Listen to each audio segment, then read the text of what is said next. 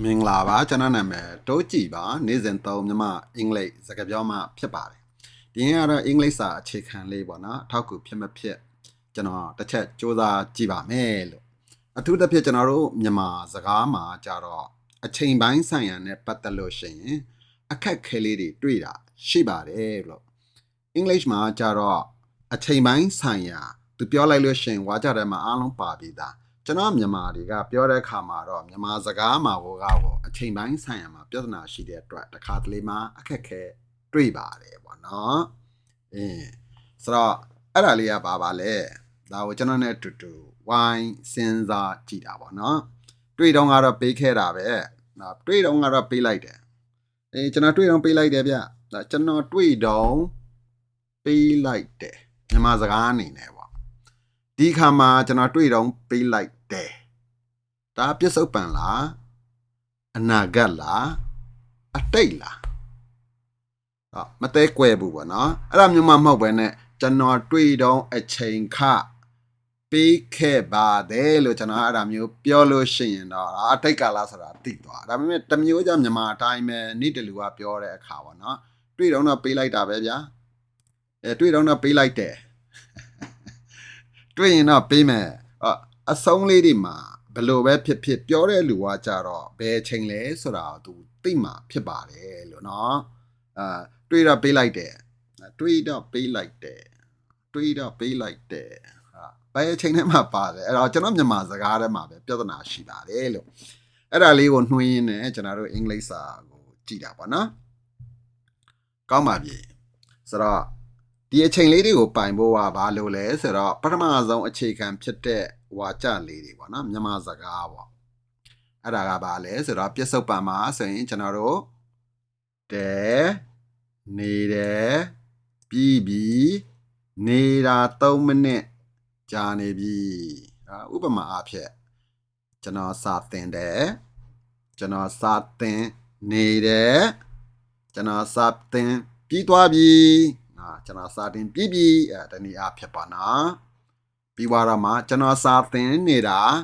9မိနစ်ရှိနေပြီ9မိနစ်ရှိသွားပြီ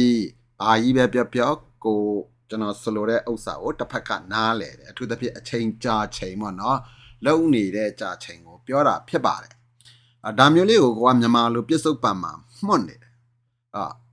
အဲ့ဒါဆိုကျွန်တော်တို့နောက်တစ်ခုကြည့်ကြစို့အနာဂတ်ကာလလေးပေါ့နော်မြန်မာလိုအရင်ပိုင်အောင်တစ်ချက်လုပ်ကြည့်ပါပြီးဝိုင်းဝါကြလေးတိဆောက်ကြည့်ပါနော်ကျွန်တော်စာသင်မယ်ကျွန်တော်စာသင်နေမယ်ကျွန်တော်စာသင်ပြီးလောက်ပြီးဖြစ်မယ်ကျွန်တော်စာသင်နေမှာ3နာရီရှိလောက်ပြီးဖြစ်မယ်ဒီဝါဟာရလေးပေါ့နော်လောက်ပြီးနေမယ်ဒါအနာဂတ်ဖြစ်သွားတာပေါ့အဲ့ဒါမဟုတ်ကျွန်တော်မနှက်ဖြန်ကျွန်တော်စာသင်မယ်မနှက်ဖြန်ကျွန်တော်စာသင်နေမယ်မနှက်ဖြန်ကျွန်တော်စာသင်ပြီးလောက်ပြီးဖြစ်မယ်မနှက်ဖြန်ကျွန်တော်စာသင်နေတာ3မိနစ်ရှိပြီဖြစ်မယ်အဲ့ဒါမဟုတ်ဘူးမလားကိုကနည်းနည်းလေးရှင်းညံ့တယ်ဆိုခမည်းရောက်မဲ့အချိန်ခမည်းလာချိန်တော့ကျုပ်စာသင်တာ3မိနစ်လောက်ရှိပြီဖြစ်မယ်ခမည်းလာချိန်ဆိုတို့တွေအိပ်ပျော်နေကြမှာ3မိနစ်လောက်ရှိပြီဖြစ်မယ်တကူးတကလေးဖြစ်တာပေါ့နော်အဲ့ဒါမျိုးတကူးတကမဟုတ်ဘဲနဲ့မြန်မာစကားအတိုင်းပဲကိုကစဉ်းစားပြီးတော့နေလာရင်တော့ငါပေးမယ်နေလာရင်ငါပေးမယ်ယင်ဆိုတဲ့ဥစ္စာကနေလာအချိန်နေလာမဲ့ချိန်ခါကြရင်နေကိုငါပေးမယ်ဒါမျိုးလေးဖြစ်သွားတာပေါ့နော်အဲ့တော့အဲ့ဒါလေးကိုကခွဲဖြားနိုင်ဖို့လိုတာပေါ့နော်အဲ့ဒါမျိုးလေးကိုခွဲပြားနိုင်ဖို့ကအခုလိုမျိုးမြန်မာမျိုးလေးပေါ့နော်မဲနေမယ်ပြီးလောက်ပြီးဖြစ်မယ်နေမှာ3မိနစ်ရှိပြီဖြစ်မယ်ဒါခင်ဗျားလာမယ်အချိန်ပေါ့နော်ဒါကြတော့ဗာလဲအနာဂတ်ပြစ္ဆုတ်ပံ4မျိုးအနာဂတ်4မျိုးပြီးသွားရင်အတိတ်ကာလ4မျိုးပေါ့နော်အတိတ်ကာလ4မျိုးကဗာလဲခဲ့တယ်ခဲ့နေတယ်ခဲ့ပြီးသွားပြီးခဲ့နေတာ3မိနစ်ကြာသွားပြီးဖြစ်တယ်ဒီနေရာမှာဖြစ်တယ်ဖြစ်ခဲ့တဲ့စသဖြင့်ပေါ့ကိုလိုကန့်လန့်မြန်မာစကားလေးကအဲ့ဒါမျိုးရှိတာပေါ့တနည်းအားဖြင့်ကျွန်တော်တို့မြန်မာလိုပဲဒီတိုင်းပြောတယ်ဆိုရင်တော့ဟုတ်တော့ဒီတိုင်းပဲပြောလို့ရှိရင်တော့နေလာတော့ငါပေးလိုက်တယ်လေနေလာတော့ကငါပေးလိုက်တယ် နေလာခဲ့တဲ့အချိန်တော့ငါပေးခဲ့တယ်လို့တကူတကမပြောဘဲနဲ့နေလာတော့ငါတို့ပေးလိုက်တယ်လေနေလာတော့ငါတို့ပေးလိုက်တယ်လေဆိုတော့ဒါအတိတ်ကာလပေါ့ဒီညမှာတဲခဲ့နေတယ်ခဲ့ပြီးသွားပြီးခဲ့နေတာ3မိနစ်ကြာသွားပြီဖြစ်တယ်အဲ့တော့ဝါကြလေးတိဆောက်ကြည့်ပါနော်နေလာတော့ငါပေးလိုက်တယ်ဆိုလို့ရှိရင်နေလာတော့ငါပေးခဲ့တယ်နေလာတော့ငါအိတ်နေတယ်လေနေလာတော့ငါအိတ်နေတယ်လေအိတ်နေခဲ့တယ်လေဆိုတာမပါဘူးပါနော်ဒါနေလာတော့ငါအိတ်နေခဲ့တယ်လေဆိုတာဒါမျိုးတကူးတကကြီးအချိန်ကိုထဲ့မပြောတော့မြန်မာစကားနဲ့နေလာတော့ငါတို့တွေအိတ်နေကြတယ်ဒါပြောလိုက်တာနဲ့ကွာအတိတ်ကာလဆိုတာသိဖို့လိုတယ်အဲ့ဒါလေးကိုကွာမသိလို့ရှိရင်ခေါင်းထဲမှာကဝါကြတိဆောက်မှုမှာမထွက်လာဘူးပေါ့နော်အဲ့တော့ဝါကြ12မျိုးကိုကွာပိုင်းနေရမယ်နေလာတော့ငါတို့တွေအိတ်နေကြတာတနိုင်အောင်ရှိနေပြီနေလာတော့ငါတို့တွေအိတ်နေကြတာတနိုင်ရှိနေပြီဒါမြန်မာစကားကဘာဖြစ်သွားလဲပေါ့နော်ဆိုတော့အဲ့ဒီခါမှာအဲ့ဒီအတွက်အချိန်ပိုင်းဆိုင်ရာမှာအင်္ဂလိပ်နဲ့ပတ်သက်လာတော့ကျွန်တော်တို့ပြဿနာရှိတာပါနော်နေလာတော့ငါတို့အိတ်နေကြတာ3နိုင်လောက်တောင်ကြာနေပြီနေလာတော့ငါတို့အိတ်နေကြတာ3နိုင်တောင်ရှိဘာအချိန်မှမပါလာဘူးပေါ့နော်ဒါပေမဲ့နေလာတော့ငါတို့အိတ်နေကြတာအိတ်နေခဲ့ကြတာအိတ်ပြောနေပြီးနေတာ3နိုင်ရှိနေပြီအဲ့ဒီဟာလေးကိုကတတိထားပါတတိထားတဲ့ခါကြာတော့မှတန့်ဆိုတာကိုရွေးလို့ရတယ်အဲ့ဒါမဟုတ်ရင်မြန်မာစကားတော့ပြစ္ဆုတ်ပံမှာပြဿနာမရှိပါဘူးအတိတ်ကာလကိုပြောနေတဲ့အခါမှာကြာတော့မြန်မာစကားမှာသဲကွဲသွားတယ်ဆိုတာသိမရှိဘူးပေါ့နော်အဲ့ဒါလေးကိုအမှတ်ရပါပေါ့နော်ကောင်းပြီအဲ့ဒီခါကြာတော့အခုလိုမျိုးလေးစဉ်းစားကြည့်တာပေါ့နော်တဲ့ဒီညမှာကြာတော့ကျွန်တော်စားတယ် I eat ဒါအခြေခံကိုပိုင်းမိသားလူတွေပေါ့နော်အခြေခံပိုင်းမိသားလူတွေက I eat dinner I eat dinner ကျွန်တော်ညစာစားတယ်ဒီညစာဘာဖြစ်သွားမလဲ I am eating ညစာစားနေတယ် I have eaten ကျွန်တော်ညစာစားပြီးပြီ I've been eating dinner for an hour ညစာစားနေတာတနားကြာပြီဖြစ်တယ်ဒီဥစ္စာလေးကမြန်မာစကား verb ဝါကြတွေရလာတော့ပြဿနာမရှိဘူးအဲ့ဒီခါမှာအခုလိုမျိုးလေး student ကျောင်းသားလို့ပြောတဲ့ခါကျတော့ဘာဖြစ်သွားလဲဒီနေရာမှာပေါ့နော်အဲ့ဒီနေရာကျတော့အခုလိုမျိုး verb နဲ့မလာတော့ဘူးပေါ့နော်ဒီနေရာမှာကျတော့ I am eating dinner ဟုတ်တယ်လား I have eaten dinner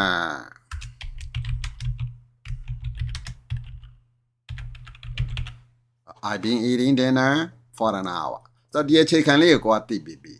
ဒီ e အစားကျွန်တော် student လို့သုံးတဲ့ခါကျတော့ဘာဖြစ်သွားလဲကျွန်တော်ကျောင်းသားဖြစ်တယ်နော်အဲ့ဒီခါမှာ I am ဒါ noun ဝါကြလေဟုတ်လား I am a student ကျွန်တော်ကျောင်းသားတစ်ယောက်ဖြစ်တယ်ကျွန်တော်ကျောင်းသားတစ်ယောက်ဖြစ်နေတယ်အဲ့ဒီခါကျတော့အင်္ဂလိပ်လိုဘယ်လိုရေးပါသလဲ I am a student ပဲကားသားလဲပေါ့နော် e တော့ဟာကျတော့ I am eating student ဝါကြလေးနဲ့လာတဲ့ခါကျတော့ I am student ပဲကျွန်တော်ကျောင်းသားဖြစ်သွားပြီဒီညမှာလဲ I am a student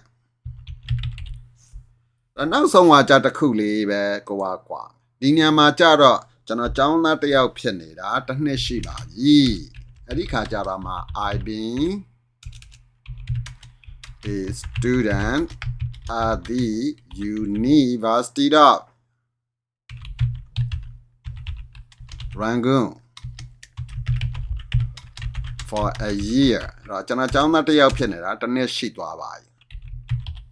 ဒါလေးရှင်းမှမသိဘူးပေါ့နော် I've been a student at the University of Rangoon for a year ဆလာမမှန်ပါအဲ့တော့ဝါကြ3ခုက I am နဲ့ပဲသွားလိုက်တာလေးကိုအမှတ်ရပါပေါ့နော်ဒါလေးတွေကကြတော့စားသည်နဲ့ကျောင်းသားဆိုတဲ့နာမည်အမည်နာမတွေနာမည်ဟုတ်တယ်လားအိမ်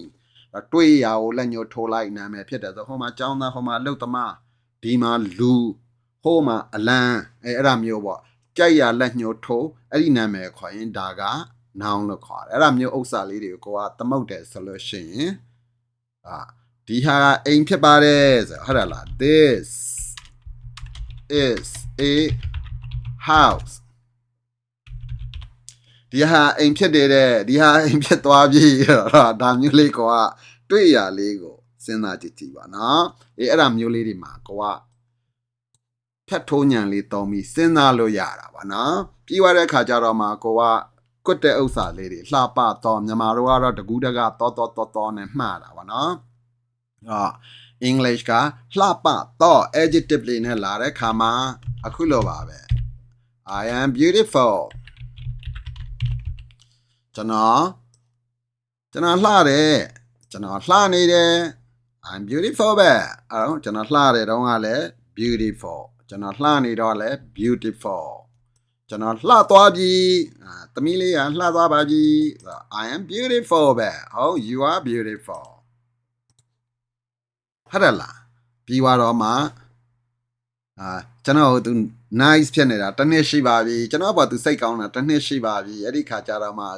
she's been nice to me for a year ဟုတ်တယ်လား beautiful အစားကျွန်တော်ဒီမှာ nice လေးထည့်လိုက်တာပါနော်ထည့်လိုက်တဲ့ခါမှာ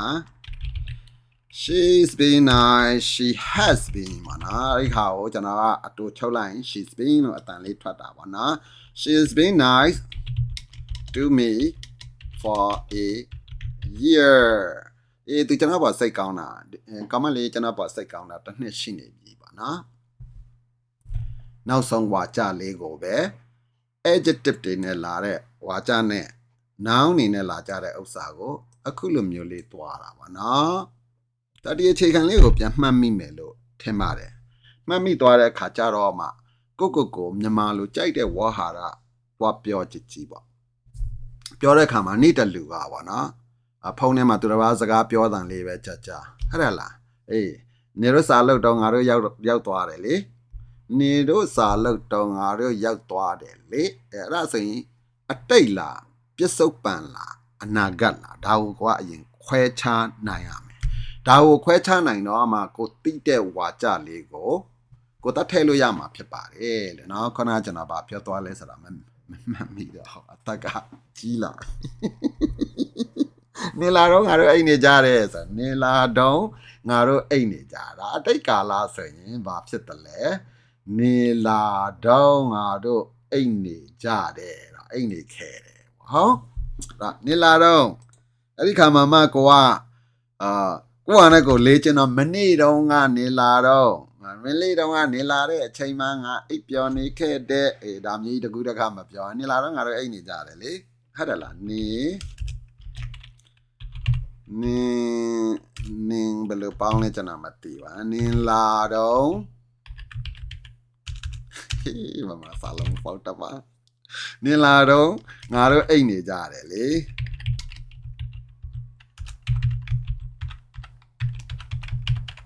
စဒါလေးကိုတွေးတဲ့အခါမှာနင်းလာတော့ငါတို့အိတ်နေကြတယ်လေနင်းလာတော့ငါတို့အိတ်နေကြတယ်ဒါ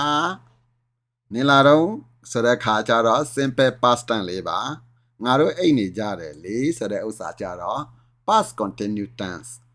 မဟုတ်ပါလားဗောနော်အဲ့ဒီခါကျတော့ဝါကြလေးအင်္ဂလိပ်လိုရေးကြည့်ပါနော်ဘာဖြစ်သွားသလဲ when you came နေလာတဲ့ခါမှာဒါ verb to ပါခံရ verb to when you came ဘာလုပ်နေတယ်ငါတို့အိတ်နေကြတယ်လေအဲ့ဒီခါမှာ we were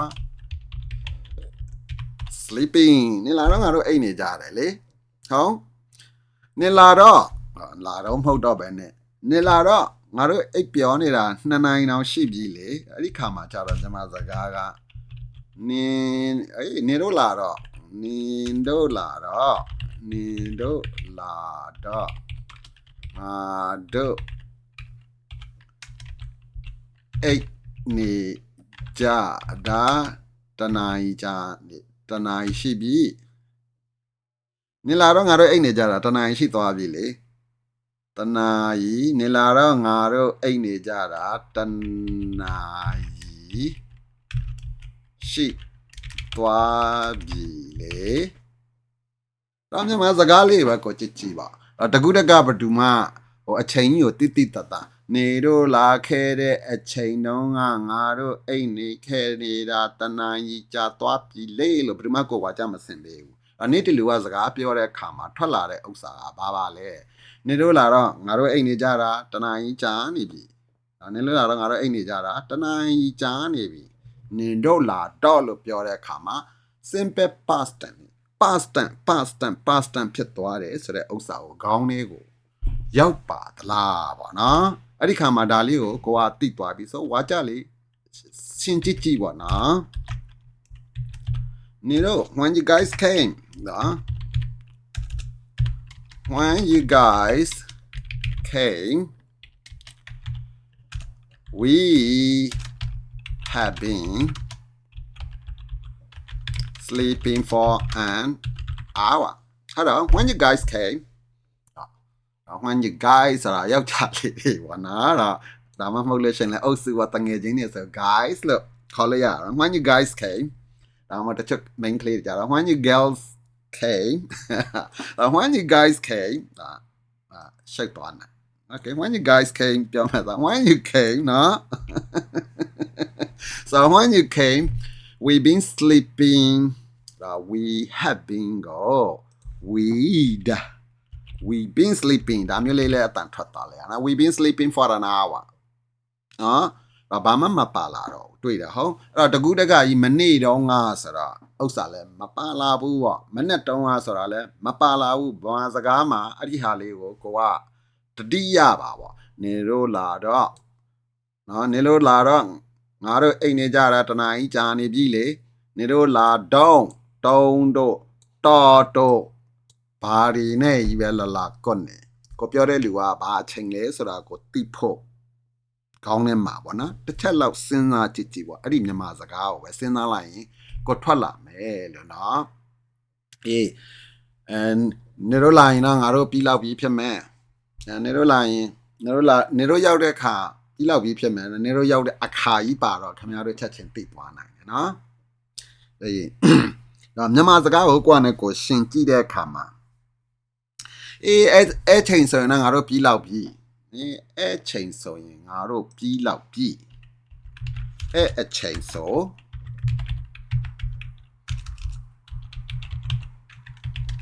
အဲ့ချိန်ဆိုရင်တော့အဲ့ချိန်ဆိုရင်တော့ငါတို့ပြီးလောက်ပြီဒါဆိုရင်ဘယ်ထဲမှာတပ်ပါလဲပေါ့အတိတ်ပစ္စုပန်အနာဂတ်အဲ့အချိန်လို့ပြောတဲ့အတွက်အနာဂတ်ဆိုတာအလိုလျောက်ကိုမှထွက်လာရမှာပေါ့နော်ပြီးလောက်ပြီးဆိုတဲ့ခါကျတော့ပြီးဆိုတဲ့ဟွာချလေးကိုမှတ်မိပါနော် yeah ဆိုတော့အဲ့ချိန်ဆိုရင်တော့ at that time အဲ့ချိန်ဆိုရင်တော့ငါတို့ပြီးလောက်ပြီး we will have it done အဲ့ချိန်ဆိုလို့ရှိရင်ငါတို့တွေပြီးလောက်ပြီးဖြစ်မယ်နော် we will have it done ဆိုတော့ဒီညမှာခုနက stretcher လေးတွေပေါ့နော်အဲ့ဒါမဟုတ်လွယ်ကူတဲ့ဥစ္စာပါလေ at that time we will have done our homework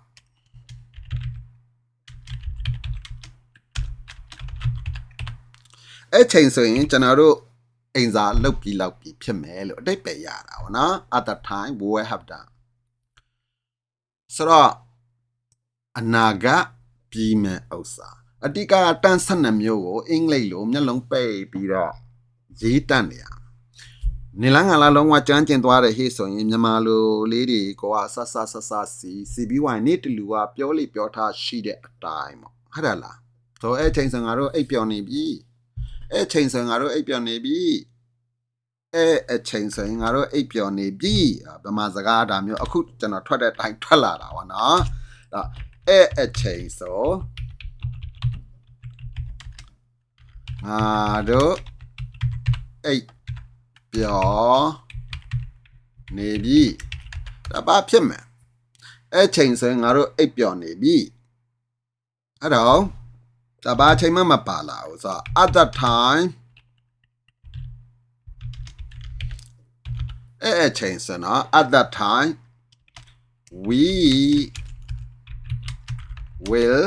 have been sleeping အဲ့ချိန်ဆိုငါတို့အိပ်ပျော်နေပြီအဲ့ချိန်ဆိုငါတို့အိပ်ပျော်နေမယ်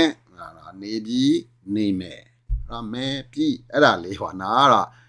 အဲ့ချိန်ဆိုငါတို့အိပ်ပျော်နေပြီနဲ့အဲ့ချိန်ဆိုငါတို့အိပ်ပျော်နေမယ်အိပ်ပျော်နေမယ်ဆိုတဲ့ခါကြတော့ဗာဖြစ်သွားမယ် we will be sleeping မဟုတ်ဘူးလား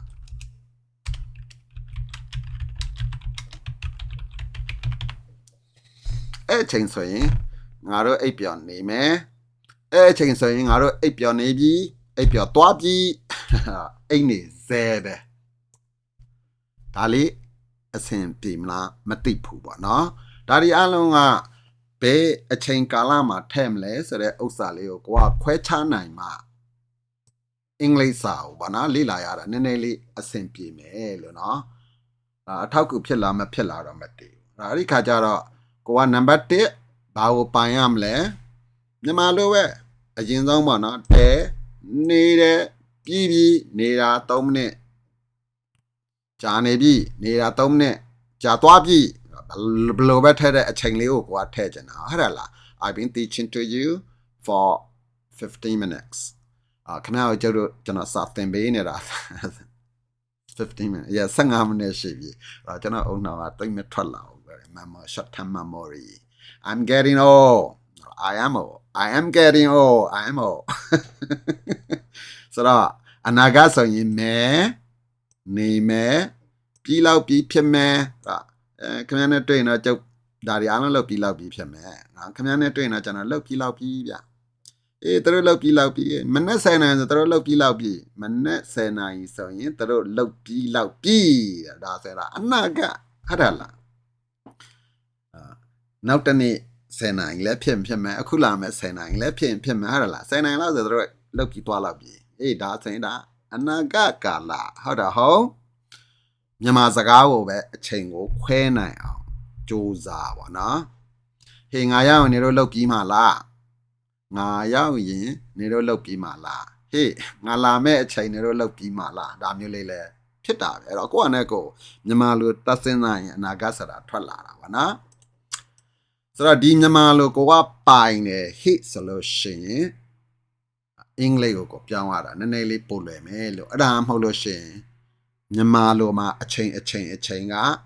ကိုမြန်မာအတွင်းမှာကိုယ့်အနေကိုအချိန်ဆိုတဲ့ဥစ္စာဆုံးဖြတ်ဖို့ကမလွယ်ကူပါလေနော်ဒါအထောက်အကူဖြစ်တယ်မဖြစ်တယ်အောက်မှာ comment ရေးခဲ့ပါနော်ဆိုတော့တတ်နိုင်တဲ့လောက်ကျွန်တော်ရှင်းကြည့်တာပါနော်အခြေခံလေးတွေပေါ့အဲ့တော့အတိတ်အနာဂတ်ပြစ္ဆုတ်ပံအတိတ်ဆိုလဲဒီတိုင်းပဲပေါ့နော်ဆိုတော့ဟုတ်ပါပြီခင်ဗျာနော်ဒီနေ့ကတော့ဒီလောက်ပါပဲအထောက်အကူဖြစ်မဖြစ်အောက်မှာ comment ရေးခဲ့ပါခင်ဗျာ bye bye